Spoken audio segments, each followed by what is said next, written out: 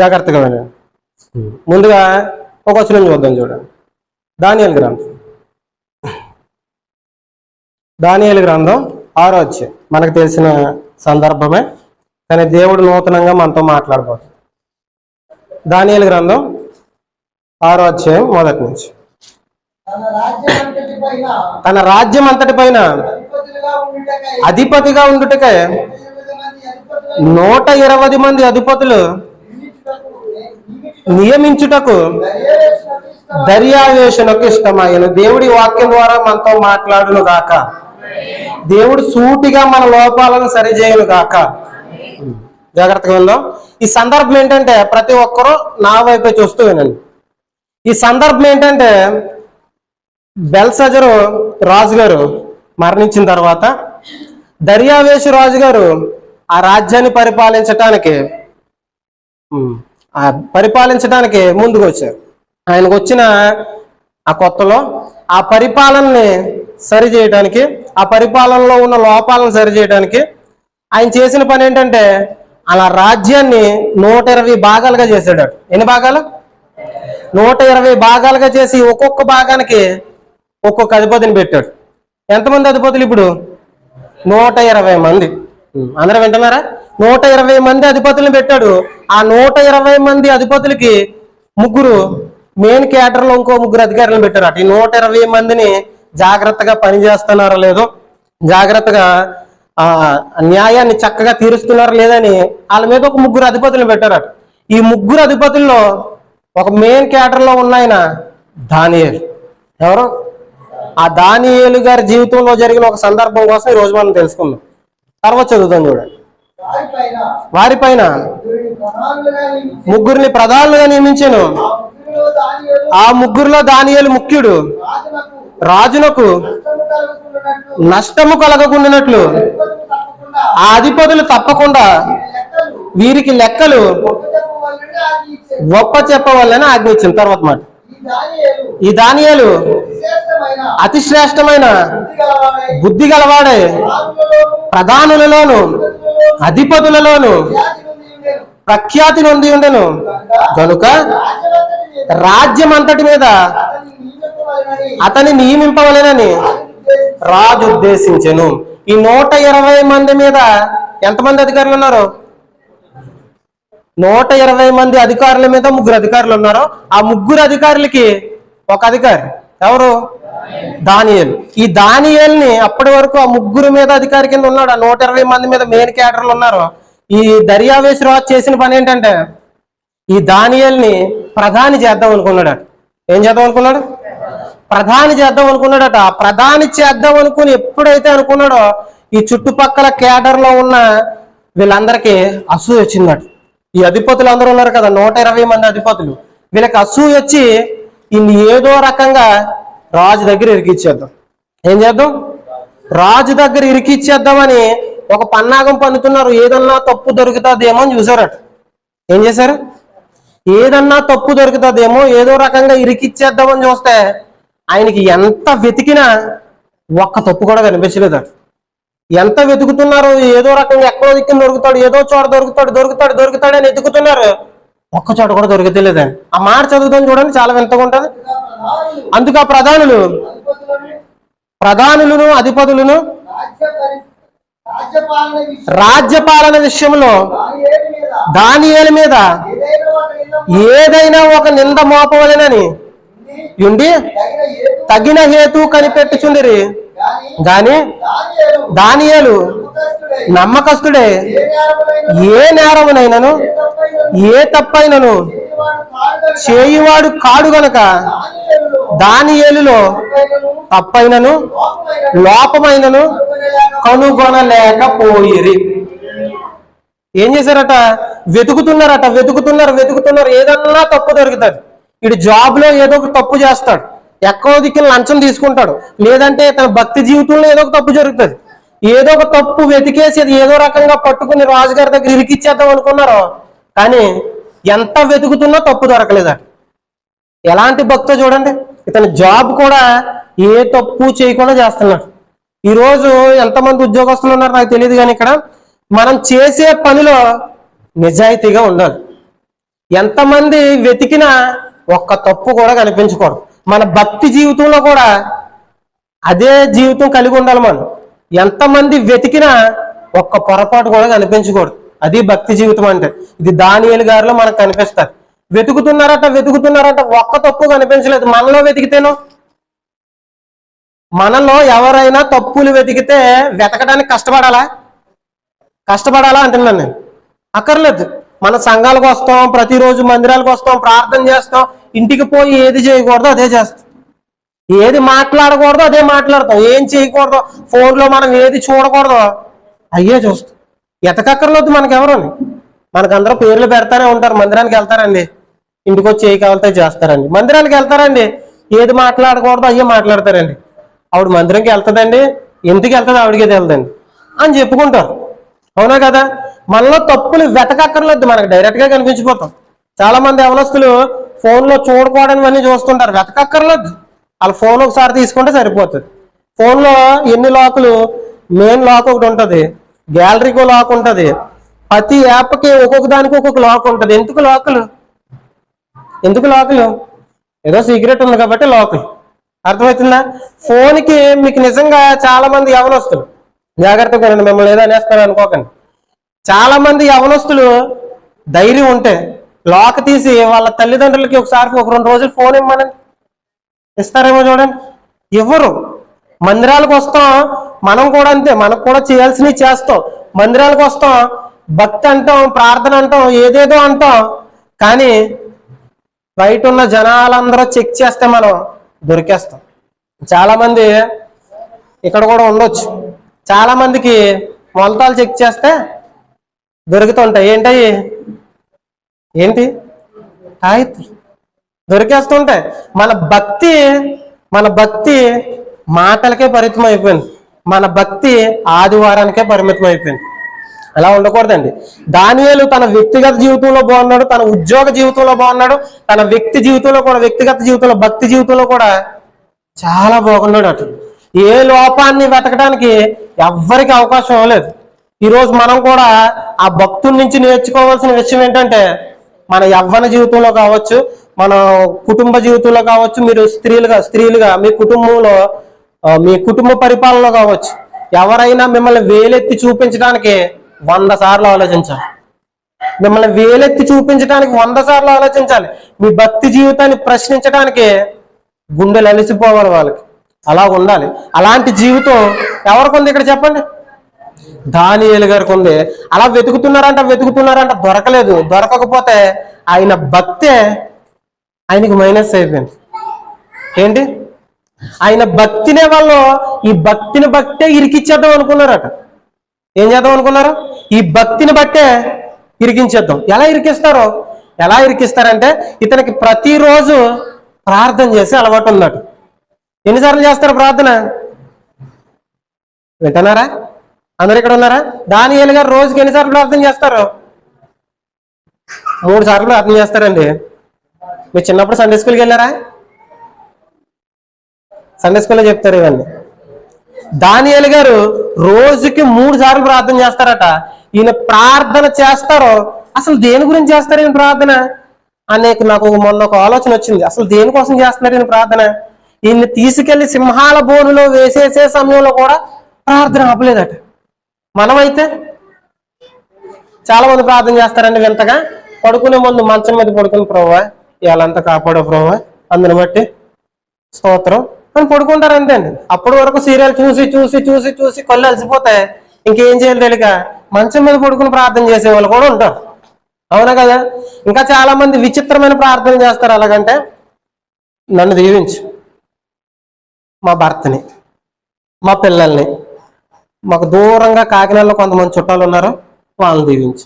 ఆ పక్కనే సామర్లకోటలో కూడా కొంతమంది చుట్టాలు ఉన్నారు, వాళ్ళని దీవించు. ఈ రామచంద్రపురాన్ని కొంతమంది చుట్టాలు ఉన్నారు, మా అత్తగారు ఉన్నారు, వాళ్ళు ఉన్నారు, వీళ్ళు ఉన్నారు, వీళ్ళందరినీ దీవించు ప్రభువా అని వీళ్ళ కోసమే ప్రార్థన చేసుకుంటారు తప్ప ఇంకా ఎదుటోళ్ళ కోసం ప్రార్థన చేసే అలవాటు ఉండదు. దానియేలు గారు ఎలా చేశారంటారా ప్రార్థన? లేదు. ఈయన ప్రార్థన రోజుకు 3 సార్లు చేస్తున్నారట. చేసే ప్రతిసారి ఈయన కంటి నుంచి కన్నీరు వస్తుంది. ఎందుకు చేస్తారో అంటారు ఈయన ప్రార్థన. ఈయన అంతలా సింహాల బోనులో వేసేసే పరిస్థితి వచ్చినా గానీ ప్రార్థన చేస్తేనట ఈ అధికారులందరూ, జాగ్రత్తగా వెళ్ళండి, ఈ అధికారులందరూ రాజు దగ్గరికి వెళ్ళి, దర్యావేశు రాజు గారి దగ్గరికి వెళ్ళి, రాజా మీకు ఒక మంచి ఆఫర్ తీసుకొచ్చావు రాజు, ఇది మీకు చాలా ఫేవర్గా ఉంటది. ఈ ఆఫర్ ఏంటంటే మన రాజ్యంలో ఒక 30 రోజులు ఏ దేవుడికి ప్రార్థన చేయకూడదు, ఏ దేవుడికి ప్రార్థన చేయకూడదు. ఈ ప్రార్థన ఏమన్నా ఉంటే, ఏమన్నా సమస్యలు ఉంటే నీ దగ్గరికి వచ్చి మాత్రమే చెప్పాలి, ఎవరి దగ్గర చెప్పడానికి వీల్లేదు, నీ దగ్గర మాత్రమే చెప్పాలంటే రాజుకి నిజంగా ఆనందం అనిపించింది. దేవుడికి చెప్పక్కర్లేదా, నాకే చెప్తారా అంటే నేను దేవుడి అంత స్థాయికి నన్ను హెచ్చించే ప్లాన్ ఒకటి చేశారా అని ఇతను ఏం చేశాడంటే సరే అని శాసనం మీద సంతకం చేశాడు. శాసనం మీద సంతకం చేశాడు. ఈ విషయం దానియేలుకు కూడా తెలుసు. ఎవరైతే రాజుకు కాకుండా దేవుడికి ప్రార్థన చేస్తారో వాళ్ళు తీసుకెళ్లి ఎక్కడేస్తారట, సింహాల బోన్లో వేసేస్తారు. ఈ విషయం దానియేలుకి తెలుసా అంటే తెలుసు. ఆ మాట చదువుకోండి చూడండి,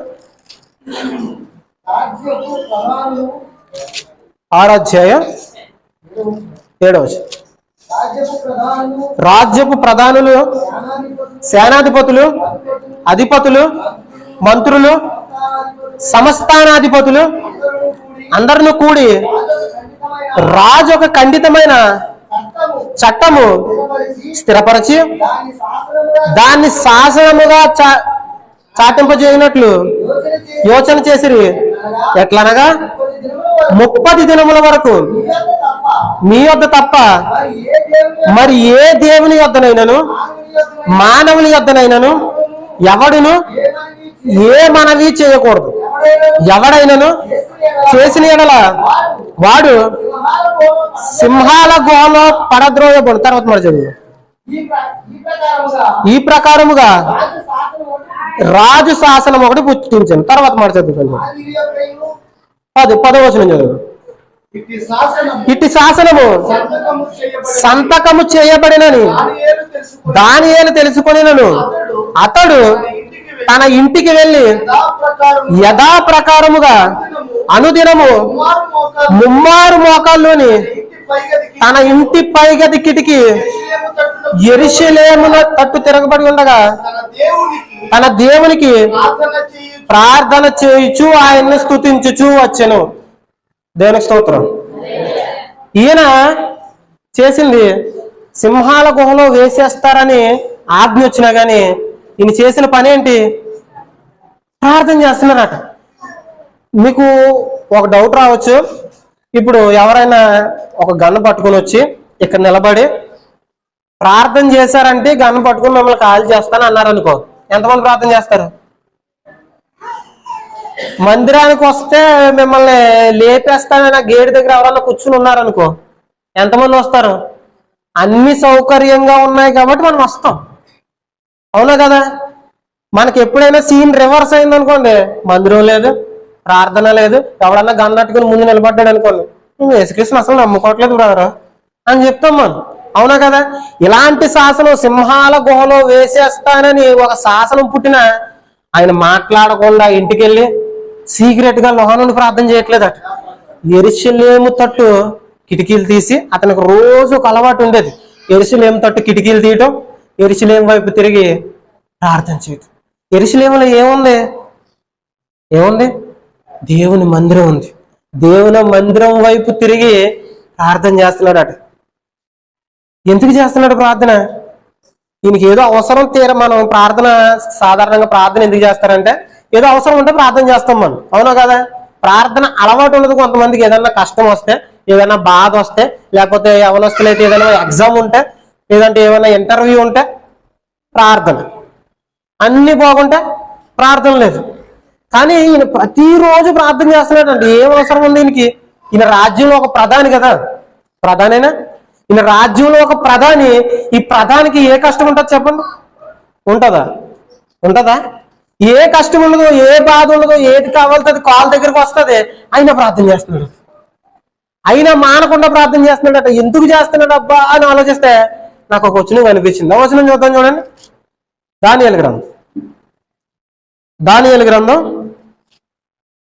9వ అధ్యాయం. దానియేలు గ్రంథం 9వ అధ్యాయం 1 నుంచి.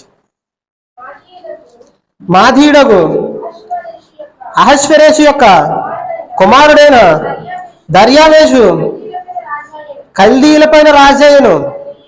అతని ఏలుబడిలో మొదటి సంవత్సరమందు దానియేలును నేను యెహోవా తన ప్రవక్తయగు ఇర్మీయాకు సెలవు ఇచ్చి తెలియజేసినట్లు యెరూషలేము పాడుగా ఉండవలసిన 70 సంవత్సరములు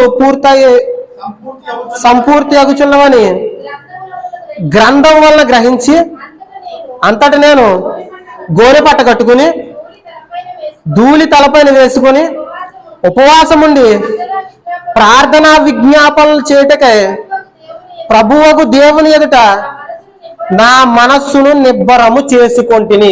ఈయన ప్రతిరోజు ప్రార్థన చేస్తున్నాడు. ఇలా చూడండి, అందరూ ప్రతిరోజు ప్రార్థన చేస్తున్నాడు. ఈయనకి ఒక టైం పీరియడ్ తెలిసిందట. వీళ్ళు ఇశ్రాయేల్ దేశానికి చెందిన వ్యక్తులు. ఎవరు దానియేలు. ఈయన ఇశ్రాయేల్ దేశంలో దేవుని మందిరం దగ్గర నమ్మకంగా ఒక యవనస్తుడు. 15 సంవత్సరాలప్పుడు ఒక సంఘటన జరిగింది దానియేలు జీవితంలో. దానియేలు గారికి 15 సంవత్సరాలు ఉన్నప్పుడు ఈ రాజ్యం మీదకి, యెరూషలేము రాజ్యం మీదకి నెబుకద్నెజరు అనే ఒక రాజు దండయాత్ర చేసుకుంటూ వస్తాడు. రాజు పేరు గట్టిగా చెప్పండి. నెబుకద్నెజరు అనే ఒక రాజు దండయాత్ర చేసి యెరూషలేము మీదకి వస్తే, ఇశ్రాయేల్ దేశం మీదకి వచ్చి అక్కడున్న మందిరాన్ని కూలగొడేశాడట. మందిరాన్ని కూలగొడేశారు. ఆ మందిరంలో ఉన్న బంగారాన్ని అంతా పట్టుకుపోయాడు. పట్టుకుపోతూ ఆ దేశంలో ఉన్న యవ్వనస్తుల్ని, అందంగా ఉన్న స్త్రీలని ఒక 10,000 మందిని దాటి తీసుకుపోయాడంట వాళ్ళ దేశానికి, బబులోను దేశానికి. తీసుకుపోతే అక్కడే ఉంటున్నారు వీళ్ళు. ఎవరు? దానియేలు, వీళ్ళ ఫ్రెండ్స్, వీళ్ళంతా ఇక్కడే ఉంటున్నారు. 15 సంవత్సరాలు అప్పుడు వచ్చేసాడు ఇశ్రాయేల్ దేశం నుంచి బబులోను దేశానికి. వచ్చేసి ఈ బబులోను దేశంలోనే ఉంటున్నాడు. ఇతని మనసంతా ఆ కూలిపోని మందిరం మీదే ఉంది. ఆ మందిరాన్ని కూలగొట్టి తీసుకొచ్చేసాడు. ఎవరు? నెబుకద్నెజరు రాజు గారు. తీసుకొచ్చేసినప్పటి నుంచి ఈయన మనసంతా ఆ మందిరం మీద.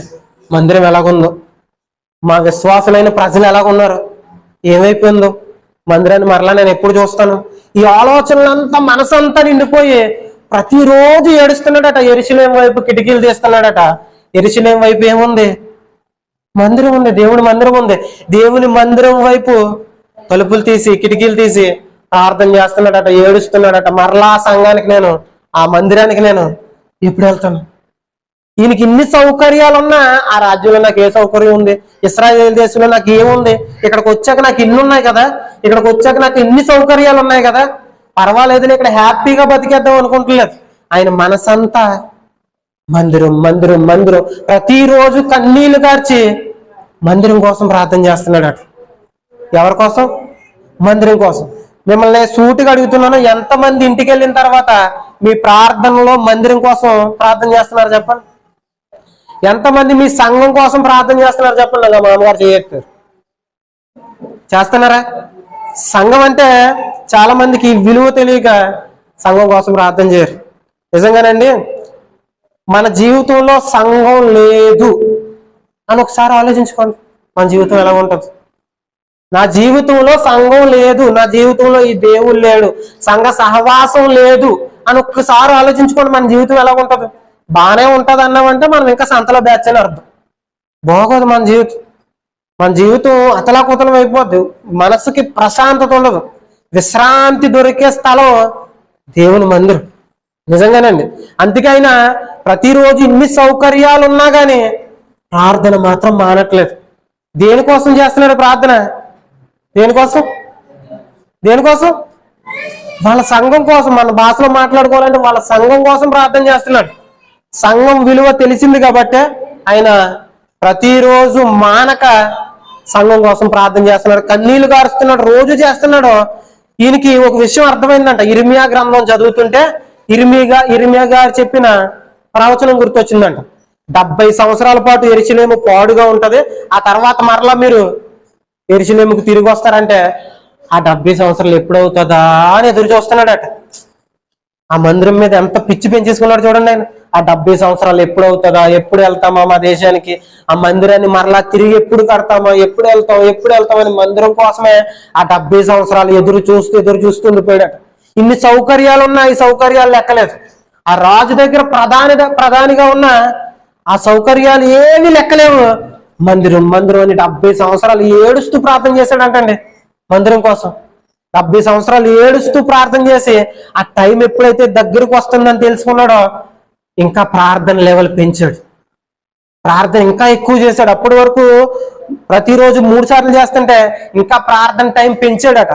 టైం దగ్గరికి వచ్చేస్తుంది, మేము వెళ్ళిపోతాం అక్కడికి, మేము వెళ్ళిపోతామని మందిరం దగ్గరికి వెళ్ళే సమయానికి ఇంకా ఆసక్తితో ప్రార్థన చేస్తున్నాడట, ఉపవాసం ఉన్నాడట, గోరు పట్టు కట్టుకున్నాడట, ప్రార్థన లెవెల్ పెంచాడట. ఇది మందిరం మీద ప్రతి ఒక్క విశ్వాసకి ఉండాల్సిన ఇంట్రెస్ట్. మన ఖాళీ ఉంటే వస్తాం, ఖాళీ లేకపోతే మందిరం లేదు. మనకి ఏదన్నా మంచి పని తగిలేసింది అనుకోండి, మందిరం ఎగ్గొడేస్తాం. ఇప్పుడు మనకి జాబ్ ఇచ్చిన దేవుడు ఇంపార్టెంటా, ఇచ్చిన జాబ్ ఇంపార్టెంటా? దేవుడు తలుచుకుంటే ఆ జాబ్ కన్నా మంచి జాబ్ ఇస్తాడు, అవునా కదా?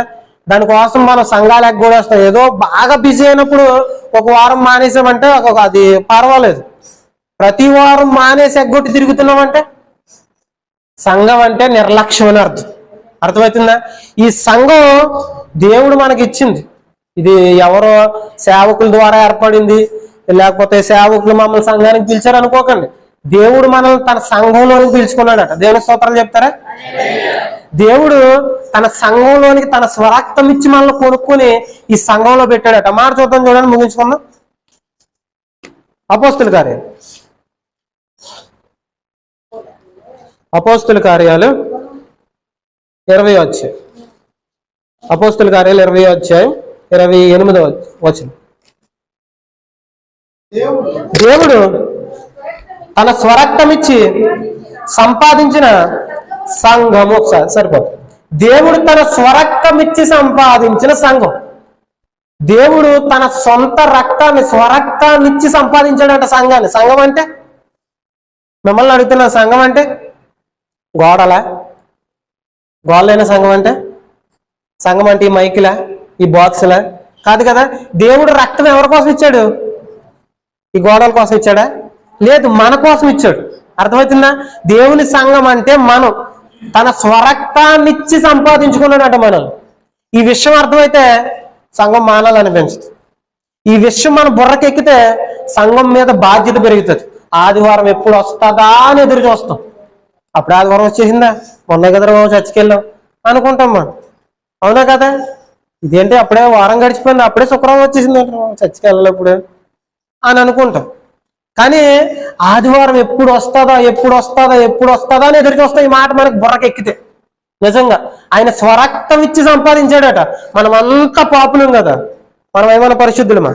లేదు, మనం అంతా పాపులమైన మనల్ని రక్షించడానికి దేవుడు పరలోకం నుంచి భూమి మీదకి వచ్చి తన రక్తాన్ని మన కోసం ధారపోసాడట.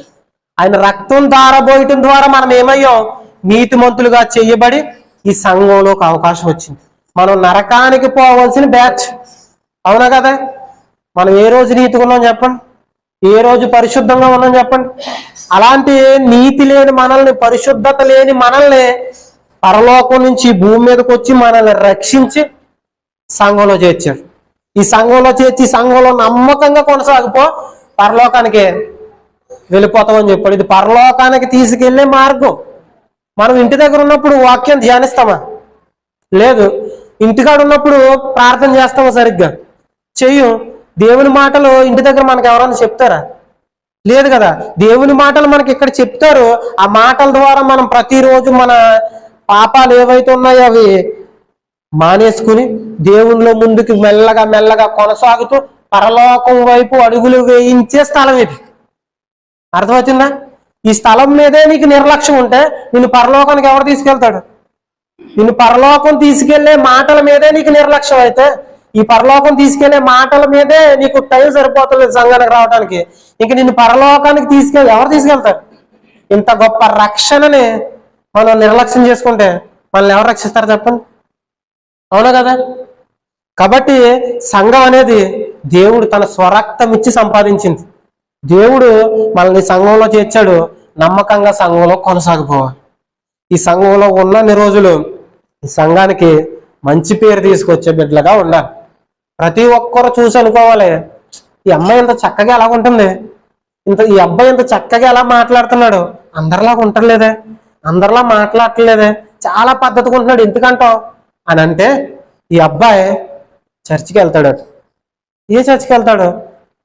యేసుక్రీస్తు వారు నమ్ముకున్నాడంటే ఈయన చర్చికి వెళ్తాడు, అందుకే ఇంత పద్ధతిగా మాట్లాడుతున్నాడంటే నాకు కూడా ఇలాగా ఉండాలని ఉంది, నేను కూడా ఈ అబ్బాయి కూడా చర్చికి వెళ్ళాలి, లేకపోతే ఈ అమ్మాయి కూడా చర్చికి వెళ్ళాలి అని అనిపించేలా మన జీవితం ఉండాలి. అర్థమవుతుందా? మన వల్ల మన సంఘానికి అనేక ఆత్మలు చేర్చబడే విధంగా ఉండాలి. వచ్చిన వాళ్ళు మానేసేలాగా ఉండకూడదు. అర్థమవుతుందా?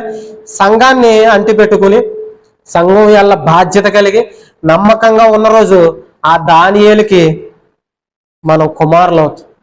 అర్థమవుతుందా? ఆ దానియేలు లక్షణాలను మనం పాటించిన వాళ్ళం అవుతాం. కాబట్టి దానియేలు గారు ప్రతిరోజు ప్రార్థనలో సంఘాన్ని జ్ఞాపకం చేసుకున్నట్టే మనం కూడా ప్రతిరోజు ప్రార్థనలో సంఘాన్ని జ్ఞాపకం చేసుకోండి. సంఘ అభివృద్ధి కోసం ప్రార్థన చేయండి, సంఘ సేవకుల ఆరోగ్యం కోసం ప్రార్థన చేయండి. ప్రతిరోజు సంఘం కోసం ప్రార్థన చేస్తూ సంఘం సంఘం సంఘం అంటూ కొనసాగిపోండి. ఈ సంఘం ద్వారా మనం పరలోకానికి చేర్చబడతాం. మనం పరలోకానికి చేర్చే మార్గం ఈ ప్రపంచం మీద ఎక్కడ దొరకదు. దేవుని మాటలు మనకి ఎక్కడ దొరకవు. అర్థమవుతుందా? ఓన్లీ సంఘాలలోనే, మందిరాల్లోనే దేవుని మాటలు దొరుకుతాయి. ఈ మాటలను ఎప్పటికీ దూరం చేసుకోకండి, ఎప్పటికీ మాటల నుంచి దూరంగా వెళ్ళిపోకండి. కళ్ళు మూసుకొని చిన్న ప్రార్థన చేసుకోండి. పరలోకమందున మా తండ్రి, దయ కలిగిన ప్రభా, సంఘం వల్ల బాధ్యత కలిగి ఉండాలని తండ్రి దానియేలు గారి జీవితం ద్వారా తండ్రి మాకు తెలియజేశారు. అందుని బట్టి వందనాలు ప్రభా. తండ్రి, సంఘం వల్ల నిర్లక్ష్యం కలిగి ఉంటే మమ్మల్ని క్షమించండి తండ్రి. కృపనిచ్చి నడిపించండి తండ్రి. పరలోకానికి చేర్చే మార్గం ఇదని, ఈ మార్గం లేకపోతే మాకు వేరే దిక్కు లేదని తండ్రి మేము తెలుసుకోవటానికి కృపనిచ్చి నడిపించండి తండ్రి. ఇక్కడ సేవ చేస్తున్న అయ్యగారిని, పెద్ద అయ్యగారిని, చిన్న అయ్యగారిని దీవించండి, కృపనిచ్చి నడిపించండి తండ్రి. సంఘాన్ని తండ్రి దినదిన అభివృద్ధి చెందించండి ప్రభావ, కృపనిచ్చి నడిపించండి. అనేకమైన నూతన ఆత్మలు తండ్రి సంఘంలో చేర్చబడి నీ నిత్య రాజ్యానికి చేరుకోవటానికి తండ్రి కృపనిచ్చి నడిపించమని వేడుకుంటూ చిన్న ప్రార్థన మా ప్రభువును రక్షకుడు యేసయ్య పెట్టాడు వేడుకుంటున్నాం పరమ తండ్రి. అందరికీ వందనాలు. దేవుని నామాన్ని